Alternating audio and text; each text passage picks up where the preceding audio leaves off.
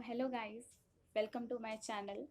मैं कृतिका बेस्ट। आज आपको पढ़ाऊंगी क्लास 12 की इकोनॉमिक्स का chapter first, Indian economy on the eve of independence. तो हमने इसका काफ़ी सारा पार्ट तो पहले की वीडियोस में कंप्लीट कर लिया है। अब जो लास्ट के पार्ट बचे अब उनको कंप्लीट करके इस चैप्टर को पूरा ख़त्म करते हैं, और उसके बाद इसके इंपॉर्टेंट क्वेश्चन मैं आपको आज प्रोवाइड कर दूँगी। आप उसके आंसर्स ढूंढ लेना, कुछ तो खुद से भी करना चाहिए ना। तो मैं आपको सारा चैप्टर पढ़ा दूंगी। आज हम देख लेते हैं कौन कौन से टॉपिक्स हम कवर करने वाले हैं इस सेशन में अपने। तो जो हमारे टॉपिक्स होने वाले हैं वो है डेमोग्राफिक कंडीशंस, पहला टॉपिक। ऑक्यूपेशनल स्ट्रक्चर करेंगे आज हम, जो कि इम्पोर्टेंट है काफ़ी हद तक, ठीक है। और इंफ्रास्ट्रक्चर, जो कि बहुत ज़्यादा इम्पोर्टेंट है। रीजंस फॉर इंफ्रास्ट्रक्चर डेवलपमेंट और positive contribution of British rule. इसमें 4 मार्क का क्वेश्चन एक एग्जाम में आ जाता है, तो उसे आप स्टार मार्क करके प्लीज़ अपनी नोटबुक में कर लेना, सो दैट आपको बाद में इजी हो कुछ भी है जब आप प्रिपेयर करो अपने एग्ज़ाम के लिए। हम स्टार्ट करते हैं। Demographic conditions. अब इसमें क्या था, हमारे इंडिया की डेमोग्राफिक कंडीशंस कैसी थी। इसमें सबसे पहले हमारा जो टॉपिक आता है वो आता है फर्स्ट ऑफिशियल सेंसस। तो फर्स्ट ऑफिशियल सेंसस जो था वो इंडिया का कब रिवील हुआ था, वो कंडक्ट हुआ था 1881 में, 1881 में। हर 10 साल के बाद ये हमारा नया आता है। तो फर्स्ट ऑफिशियल सेंसस उस टाइम पे आया था 1881 में।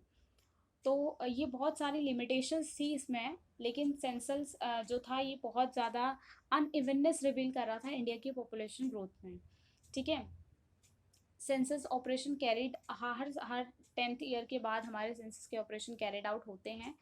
नेक्स्ट है इसका great year of great divide, ठीक है। तो ईयर ऑफ ग्रेट डिवाइड 1921 को बोला जाता है। 1 मार्क में क्वेश्चन पूछा जाता है आपसे हमेशा। तो जो हमारा 1921 से पहले जो था उसमें क्या था, इंडिया जो था डेमोग्राफिक ट्रांजिशन की फर्स्ट स्टेज में था, और जो हमारी सेकेंड स्टेज स्टार्ट हुई थी वो आफ्टर द 1921 ही स्टार्ट हुई थी। तो अब डेमोग्राफिक फीचर्स देख लेते हैं हम कुछ।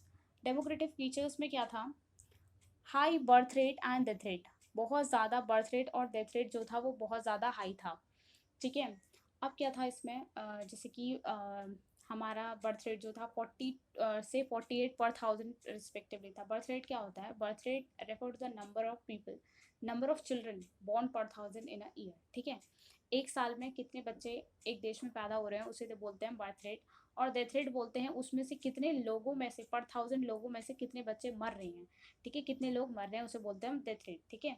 उसमें सिर्फ चिल्ड्रन का ही नहीं होता, उसमें ओवरऑल माना जाता है। तो क्या, death rate refer to the number of people dying per 1000 persons in a year. तो ये कुछ 40 to 48 पर 1000 था हमारी कंट्री का उस टाइम पे। अब लो लिटरेसी रेट, ये तो हमारे इंडिया की हमेशा से ही एक प्रॉब्लम रही है कि हमारे यहाँ लिटरेसी रेट जो है बहुत कम रहा है। ओवरऑल लिटरेसी रेट जो था हमारे इंडिया का वो था 16%, और जो फीमेल लिटरेसी रेट था उसमें से वो था 7%। तो याद रखना। अब अगर आप ये ऐसे कुछ लिखे आते हो नंबर फॉर्म में तो आपको मार्क्स इसके ऑब्वियसली अच्छे मिलते हैं उस सिचुएशन में।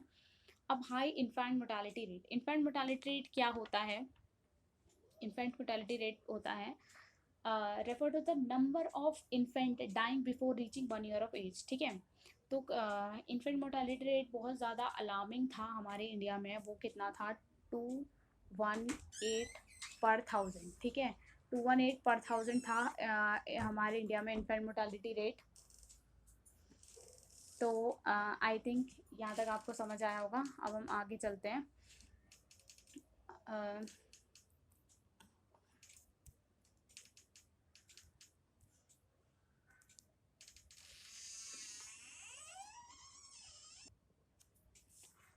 अब फोर्थ पॉइंट है इसका, लो लाइफ एक्सपेक्टेंसी। अब लाइफ एक्सपेक्टेंसी भी बहुत कम थी उस टाइम पे, 44 ईयर थी, जो कि अब कितनी है, अब 62 ईयर्स अराउंड, इतनी कुछ लाइफ एक्सपेक्टेंसी है। 68 ईयर्स की लाइफ एक्सपेक्टेंसी है अब, पहले जो थी वो 44 ईयर्स की थी।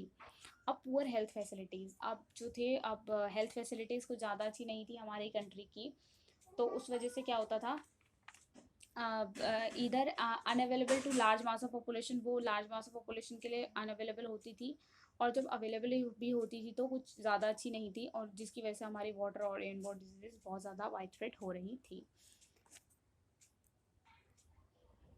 तो इंफ्रास्ट्रक्चर, अब जो हमारा इंफ्रास्ट्रक्चर था वो भी कुछ ज़्यादा अच्छा नहीं था उस टाइम पे। हालांकि जो कॉलोनियल गवर्नमेंट थी उसके थ्रू काफ़ी सारे स्टेप उठाए गए थे, जैसे कि रोड्स बिल्ड की गई थी, रेलवे लाया गया था हमारी कंट्री में, एयर और वाटर ट्रांसपोर्ट था और कम्युनिकेशन भी आया था।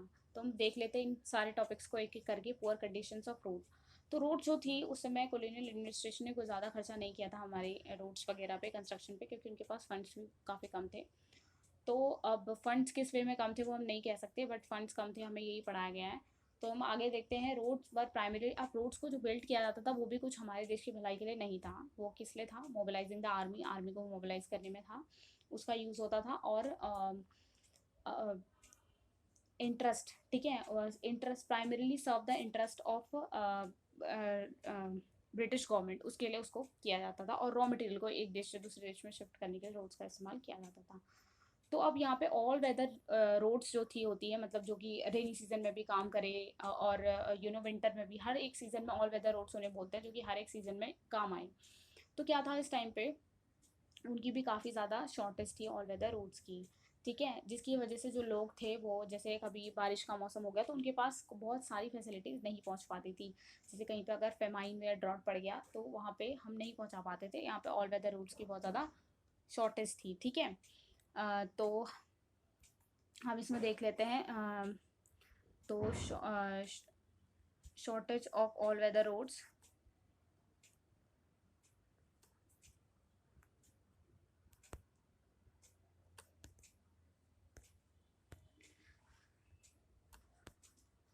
तो एक पॉइंट तो आप ये लिख देना। और एक पॉइंट मैंने आपको बताया अभी अभी कि मोबिलाइजिंग द आर्मी, और किस लिए यूज़ होता था आर्मी को मोबिलाइज करने के लिए, और शिफ्टिंग द रॉ मटेरियल, ठीक है। अब हम नेक्स्ट में आते हैं। तो हमारे जो इंडिया में रेलवेज़ के बारे में हम पढ़ लेते हैं। रेलवे जब हमारे इंडिया में इंट्रोड्यूस हुआ था तो वो 1850 में इंट्रोड्यूस हुआ था। एक वीडियो मैंने पहले बनाई थी, उसमें मैंने जब क्वेश्चन आंसर कराए थे गलती में उसमें 1853 बोल दिया था, तो आप उसे करेक्ट कर लेना। 1850 में इंट्रोड्यूस हुआ था हमारे इंडिया में रेलवे। तो रेलवे किस लिए इंट्रोड्यूस किया गया था वो अब हम पढ़ते हैं। अब रेलवे की वजह से क्या हुआ, लोग बड़े लॉन्ग डिस्टेंस को ट्रैवल करने में बहुत ज़्यादा ईजी हो गया लोगों के लिए, ठीक है। To broke the geographical and cultural barriers and promote national integration. इससे क्या हुआ, हमारा नेशनल इंटीग्रेशन प्रमोट हुआ, मतलब एक देश का दूसरे देश से मिलाव स्टार्ट हुआ।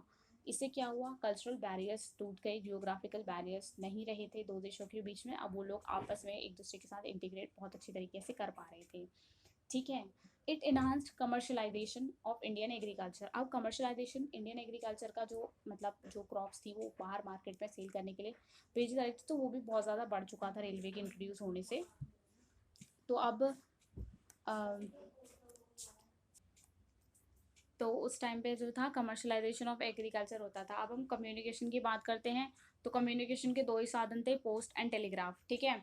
तो टेलीग्राफ वॉज एक्सपेंसिव था, use by Britishers for maintaining law and order. वो काफ़ी एक्सपेंसिव होता था, तो वो सिर्फ ब्रिटिशर्स के थ्रू लॉ एंड ऑर्डर को मेंटेन करने के लिए ही यूज़ किया जाता था, मेंटेनिंग लॉ एंड ऑर्डर, ठीक है। जो पोस्ट था वो पब्लिक यूटिलिटी के लिए था, बट जो वो बहुत ज़्यादा इनएडिक्वेट था, तो इसलिए लोग उसका यूज़ भी नहीं कर पाते थे। अब opening of Swiss canal in 1869, जो स्विस कैनाल की ओपनिंग हुई थी वो 1869 में हुई थी, ये भी याद रखना, 1 मार्क में पूछा जाता है एग्जाम में, ठीक है। तो अब हम ऑक्यूपेशनल स्ट्रक्चर। अब sector wise division of occupational structure कैसा था, देखो प्राइमरी सेक्टर में जो थे 75 लोग लगे हुए थे, और जो हमारे सेकेंडरी सेक्टर में था उसमें 10% वर्कफोर्स लगी हुई थी पूरी वर्कफोर्स की, ठीक है। और जो टेरिशरी सेक्टर था जिसको हम बोलते हैं सर्विस सेक्टर, उसमें 15% ऑफ वर्कफोर्स काम करता था। अब तो जो प्रिडोमिनेंस ऑफ ऑक्यूपेशनल सेक्टर में क्या था, प्राइमरी ऑक्यूपेशन का बहुत ज़्यादा प्रिडोमिनेंस था। उसकी वजह से क्या होता था, तो सॉरी फॉर डिस्टर्बेंस। तो उस टाइम पे क्या था, प्राइमरी ऑक्यूपेशन की बहुत ज़्यादा प्रिडोमिनेंस थी, कि लोग ज़्यादातर हमें होता है कि हमें जिस चीज़ की आदत पड़ी होती है हम वही करते हैं। तो जो हमें मतलब ईजी लगता है, हम स्टार्टिंग से किसी काम को करते आ रहे हैं तो ऑब्वियसली हमको ईजी लगेगा। तो उस समय क्या था, लोग एग्रीकल्चर में ज़्यादा इन्वॉल्व थे, तो वो लोग एग्रीकल्चर ही ज़्यादातर करते थे। उसके बाद सेकंड था रीजनल वेरिएशन। अब जो जैसे कि स्टेट थे हमारे तमिलनाडु, आंध्र प्रदेश, केरला वगैरह, यहाँ पे क्या था, ज़्यादातर ही ना यहाँ पे पहले से एग्रीकल्चर किया जाता था। लेकिन यहाँ पे ना एग्रीकल्चर में एकदम से डिक्लाइन आ गया था, और जो ज़्यादातर हमारी वर्कफोर्स थी यहाँ की वो ज़्यादा मैन्युफैक्चरिंग और सर्विस सेक्टर में एंगेज्ड हो गई थी बाद में धीरे धीरे करके। और जो स्टेट थे जैसे कि हमारे उड़ीसा, राजस्थान और पंजाब, यहाँ पे ज़्यादा क्या बढ़ गया था, यहाँ पे एग्रीकल्चर में बहुत ज़्यादा लोग आ गए थे। तो आई होप आपको इतना समझ आ गया होगा। अब आता है हमारा स्टेट ऑफ इंडियन इकोनॉमी कैसी थी इंडिपेंडेंस के टाइम पे, जो कि मैंने आपको पढ़ा दिया, तो इसमें ज़्यादा कुछ ध्यान देने की ज़रूरत है नहीं, बस मैं आपको थोड़ा सा बता देती हूँ, आप खुद पढ़ लेना इसे।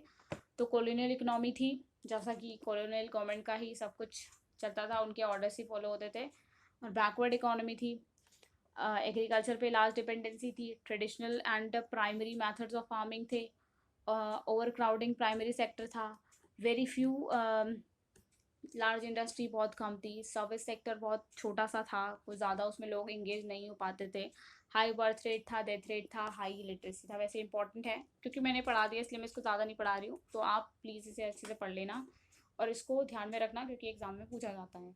स्टैग्नेंट इकोनॉमी थी, देखो स्टैग्नेंट इकोनॉमी कैसे थी, negligible increase in per capita income, जो पर कैपिटा इनकम थी हमने स्टार्टिंग में पढ़ा था 0.5 हाफ इंक्रीज हुआ था, लो इंक्रीज इन जीडीपी, खाली 2% तक की जीडीपी इंक्रीज हुआ था।